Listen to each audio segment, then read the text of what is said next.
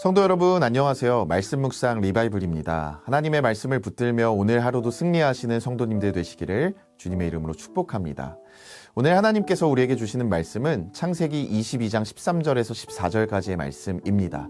우리 함께 읽겠습니다. 아브라함이 눈을 들어 살펴본즉 한 숫 양이 뒤에 있는데 뿔이 수풀에 걸려 있는지라. 아브라함이 가서 그 숫 양을 가져다가 아들을 대신하여 번제로 드렸더라. 아브라함이 그 땅 이름을 여호와 이레라 하였으므로 오늘날까지 사람들이 이르기를 여호와의 산에서 준비되리라 하더라. 아멘. 우리가 살고 있는 이 시대는 스마트폰 없이는 단 하루도 살아가기 힘든 시대라고 말할 수 있습니다. 우리 성도님들도 유튜브나 인터넷을 많이 사용하실 텐데요. 사실 유튜브나 인터넷 기사를 보다 보면 신기한 현상을 경험하게 됩니다. 전문 용어로는 알고리즘이라고 하는데 내가 평소에 좋아하고 관심 있던 영상을 한 가지만 봤을 뿐인데 그 다음부터는 내 화면에 온통 내가 그렇게 좋아하는 것들로 가득 채워지게 됩니다. 그렇다면 우리의 신앙생활은 과연 어떨까요?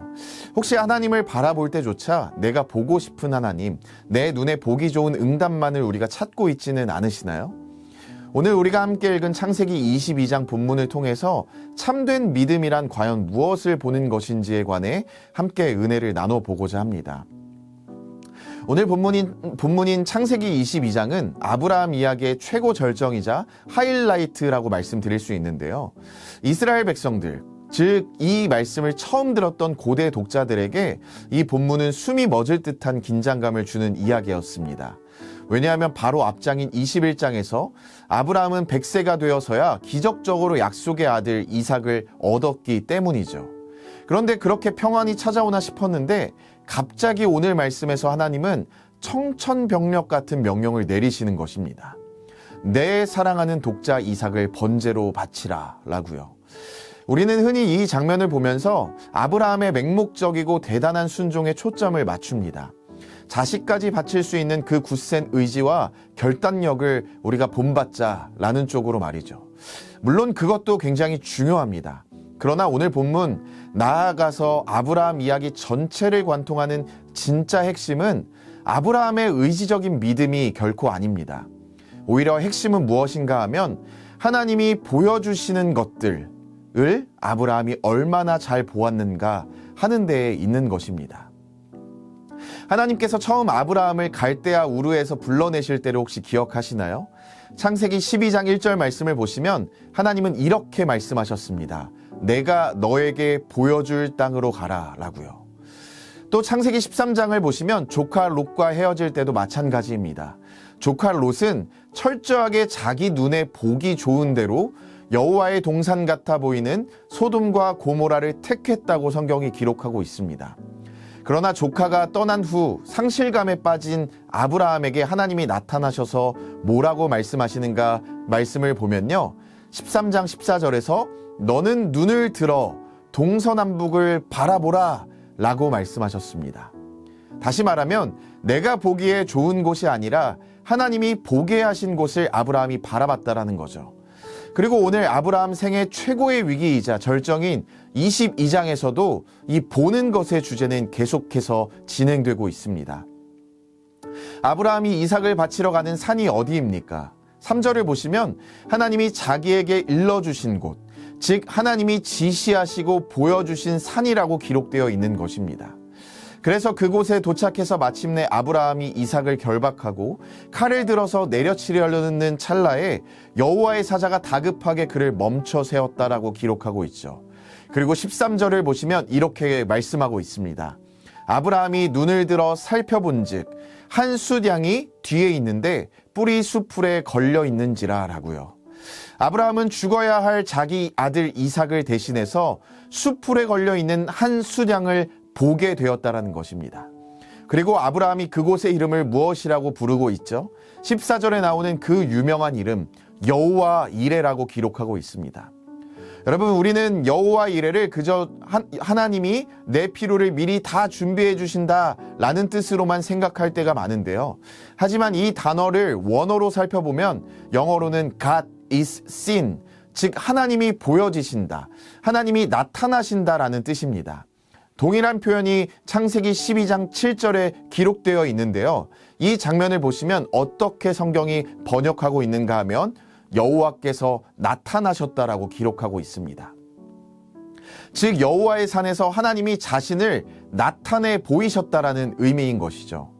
그런데 어떤 모습으로 하나님께서 자신을 나타내 보이셨나요?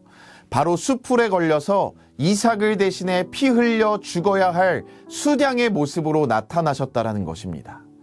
하나님께서 아브라함에게 그 숫양을 보게 하신 거예요. 그리고 이삭이 죽어야 할 자리에서, 아브라함이 좌절하고 절망할 자리에서 대신 죽게 될 희생제물을 바라보게 하신 것입니다. 사랑하는 성도님들, 아브라함의 이야기가 오늘 이 시대를 살아가는 우리에게 주는 진정한 의미가 무엇일까요? 왜 수천 년 전의 이 이야기가 오늘 우리에게 여전히 생명력이 있습니까? 그것은 우리의 신앙은 내가 보고 싶은 것을 보는 것이 아니라 하나님이 보게 하시는 것을 보는 것으로 바뀌어야 함을 알려주고 있기 때문입니다. 우리는 자주 롯처럼 내 눈에 화려해 보이는 소돔과 고모라를 쫓아갑니다. 혹은 눈앞에 번쩍이는 칼날이나 나를 위협하는 현실의 문제, 재정의 어려움, 건강의 위기, 관계의 단절만을 뚫어져라 바라보며 절망하고 좌절합니다. 내 눈에 보이는 대로 판단하고 내 눈에 보이는 대로 두려워하는 거죠. 여러분, 하지만 믿음은 뭐라고 이야기하고 있는 것입니까? 눈을 들어서 하나님이 보여주시는 것을 바라보는 것이라고 말하고 있습니다.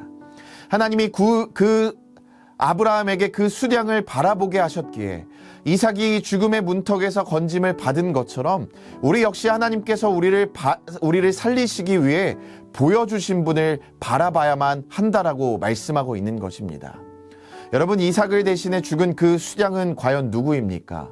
바로 2000년 전 우리를 대신해서 십자가라는 숯불에 걸려 자신의 온 생명을 내어주신 하나님의 어린 양 예수 그리스도이십니다.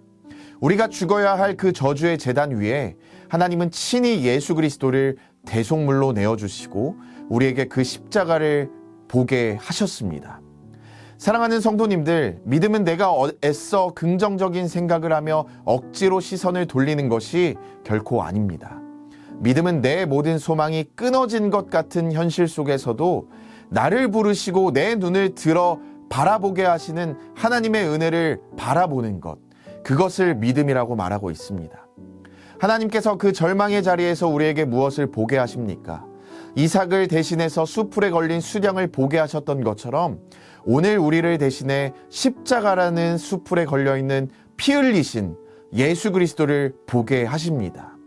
내가 상실과 죽음을 경험해야 할 그 자리에 친히 자신을 나타내신 여호와 이레의 하나님을 보여주고 계시다라는 것입니다. 그러므로 오늘 하루를 살아갈 때 내 눈을 가리는 삶의 무거운 고통과 막막한 현실 속에서 우리에게 보여주신 예수 그리스도를 바라볼 수 있게 되기를 주님의 이름으로 축복합니다. 나를 살리기 위해 친히 자신을 내어주신 그 십자가의 주님을 바라볼 때 주님은 반드시 우리를 선한 길로 인도하실 것이고 우리를 지키실 것이고 우리를 건져내실 것입니다. 그러므로 그 은혜를 바라보며 오늘 하루도 승리를 경험하시는 우리 모든 엘사랑교회 성도님들이 다 되시기를 주님의 이름으로 축복합니다. 기도하겠습니다. 사랑하는 주님, 캄캄하고 막막한 현실 속에서 절망만을 뚫어져라 바라보던 우리의 연약함을 긍휼히 여겨주시기를 간절히 원합니다. 오늘 절망에 묶인 우리의 시선을 멈추고 마땅히 보아야 할 것을 보게 하시는 주님의 은혜를 찬양합니다. 이제는 눈앞에 두려운 상황에 갇히지 않고 하나님께서 우리에게 보게 하시는 십자가의 예수 그리스도를 온전히 바라보며 승리를 경험하는 삶을 살 수 있도록 주님 인도하여 주시옵소서. 그렇게 행하실 여호와 이레의 하나님을 찬양합니다. 모든 영광 주님 홀로 받아주시고 우리와 함께 하시는 예수님의 이름으로 간절히 기도합니다. 아멘. 오늘도 우리 두 가지의 기도 제목을 주님 앞에 올려드리시면서 이 시간 함께 기도하며 나아가기를 소망합니다. 먼저는 막막한 현실 속에서도 나를 부르시며 절망의 시선을 멈춰 세우시는 하나님의 음성에 우리가 온전하게 반응할 수 있도록 인도하여 주시옵소서라고 기도할 수 있기를 소망하고요. 두 번째로는 우리를 대신해서 희생제물이 되신 어린 양 예수 그리스도를 전하며 살아갈 수 있는 복음의 증거자로 설 수 있도록 주님 우리를 축복하여 주시옵소서라고 이 두 가지의 기도 제목을 주님 앞에 올려드리시면서 우리 함께 기도하며 나아가도록 하겠습니다. 기도하겠습니다.